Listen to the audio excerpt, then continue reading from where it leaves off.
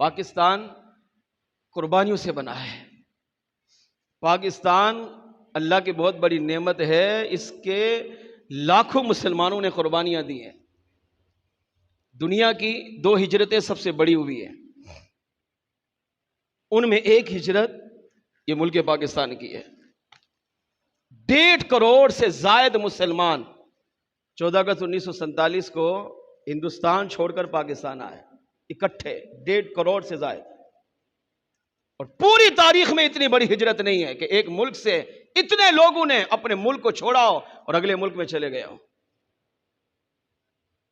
20 लाख मुसलमानों ने 1.5 करोड़ में से वो हैं जिन्होंने पाकिस्तान को बनाने में अपना हक अदा किया, यहां तक कि अपने बीवी बच्चे, अपना खानदान और सबसे आखिर में अपनी जान का नजराना भी अल्लाह की बारगाह में पेश किया। और जो पहुंचे वो भी कटे हुए, किसी का सर नहीं है, किसी का धड़ नहीं है, किसी की आंख नहीं है, किसी का नाक नहीं है, किसी के हाथ नहीं है, किसी के पांव नहीं है, फिर भी यहां पहुंचकर इस हाल में भी रब का शुक्र अदा किया है कि अल्लाह हम तेरा शुक्र अदा करते हैं कि तूने जीते जी हमें एक अजीम मुल्क पाकिस्तान सूरत में कदम रखने की तौफीक अता फरमाई। हम मर जाएंगे, नहीं बच पाएंगे इस हालत में, मगर हम तब भी तेरा शुक्र अदा करते हैं, कम से कम हमारी आने वाली नस्लें इस मुल्क पाकिस्तान की खुशहाली और तरक्की में अपना किरदार अदा करेंगे। क्यों कुर्बानियां? 20 लाख मुसलमानों का खून पाकिस्तान की बुनियाद में शामिल है। 72,000 कुंवारी बच्चियां जिनके साथ जिना किया गया, बदकारी की गई, और बाज ने अपने आप को, अपनी इज्जत को बचाने के लिए दरियाओं में, समुद्रों में, यहां तक के तालाब में, नहरों के अंदर, कुओं के अंदर उन्होंने अपनी छलांग लगाकर अपनी इज्जत बचाई, ताकि आने वाले मुसलमान को यह पैगाम दिया है कि 72,000 कुंवारी बच्चियों ने अपनी जान का नजराना इसलिए पेश किया है ताकि मुल्क पाकिस्तान एक आजाद मुल्क बन सके और यहां में बसने वाला मुसलमान अपनी सारी जिंदगी या तो रब की इबादत में और मुस्तफा जान रहमत की इत्तिबा और सुन्नत की पासदारी में गुजार सके। उनमें से एक मां का दर्दनाक वाकया सुने। पंजाब के एक शहर में एक शख्स का निकाह हुआ। काजी साहब वक्त पर पहुंचे, बारात सामने है, निकाह बैठा हुआ है और घर के अंदर दुल्हन की तैयारी की गई है और दुल्हन वाले, इसी तरह दूल्हे वाले, सारी औरतें जमा है। काजी ने जब निकाह पढ़ाया तो बच्चे का नाम लिखा। नाम क्या है? उसने बताया मैं फुला। शनाख्ती कार्ड दो, उसने शनाख्ती कार्ड दिया।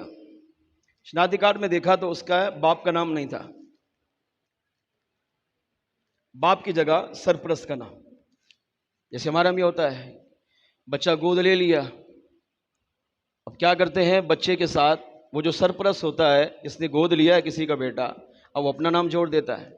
हालांकि ये शरन, नाजायज, हराम और गुनाह है, क्योंकि आपका वो बेटा नहीं है तो आप अपने आप को उसका बाप नहीं बना सकते। इस्लाम ने मना किया इससे। हाँ, सरपरस्त कह सकते हैं, उसमें आप सरपरस्त लिखवा सकते हैं, उसके हर डॉक्यूमेंट में सरपरस्त लिखवा सकते हैं।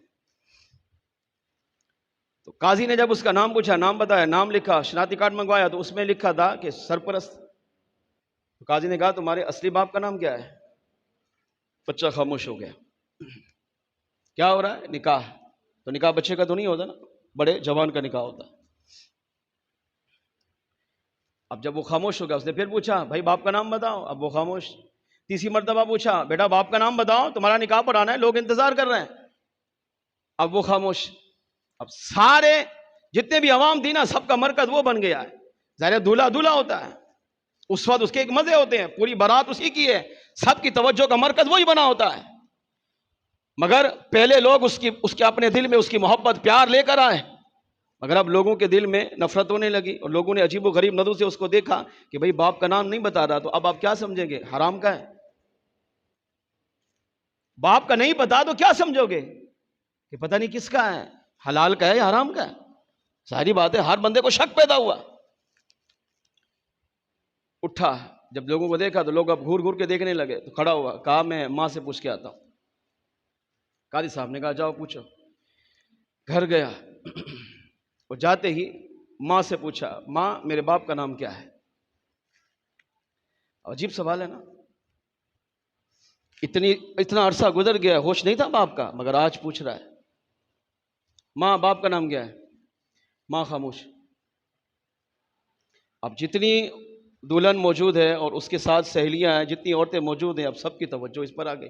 ये क्या बस सवाल कर दिया, बाप का नाम क्या है? चलो बेटे को नहीं पता तो माँ को तो पता होना चाहिए। माँ खामोश है। बेटे ने फिर पूछा, अम्मा मेरे बाप का नाम क्या है?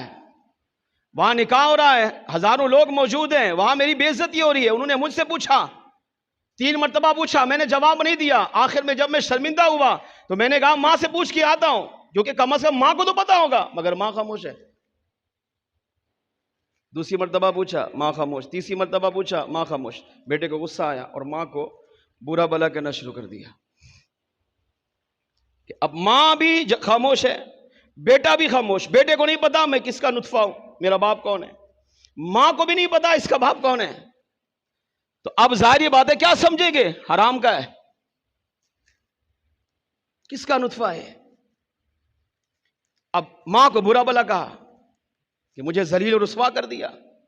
शादी में तो इज्जत एहतराम किया जाता है, मगर आपने पूरे माशरे में मुझे बर्बाद कर दिया।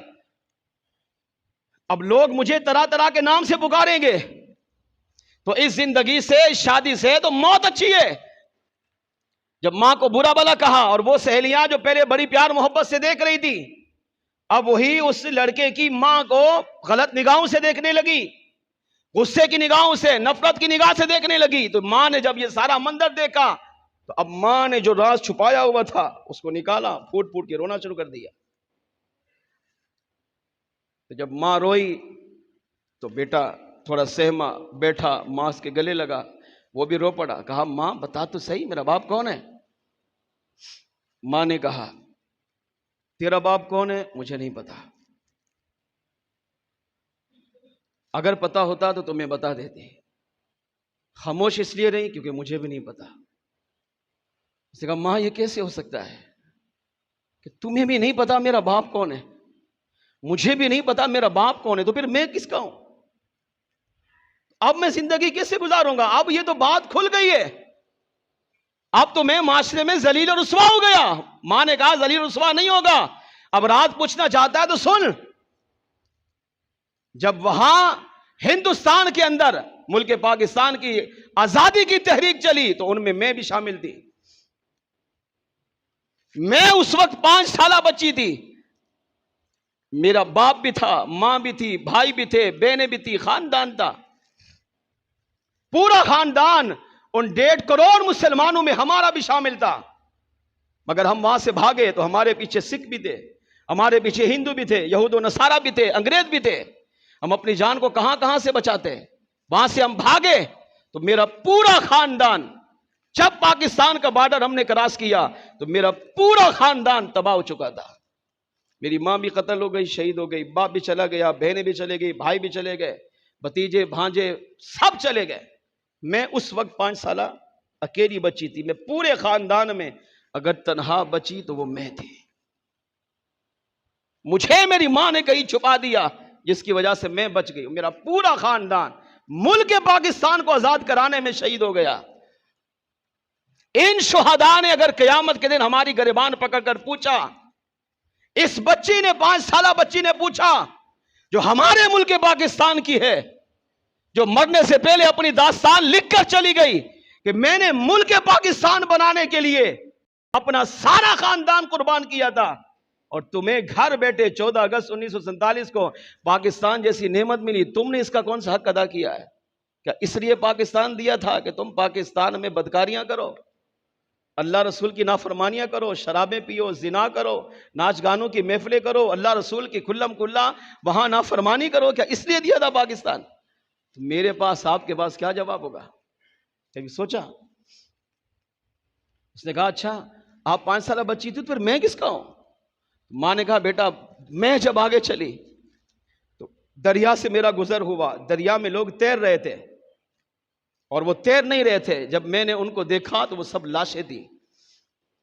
मेरा गुजर समंदरों के करीब से हुआ, वहां भी लाशों के अंबार थे।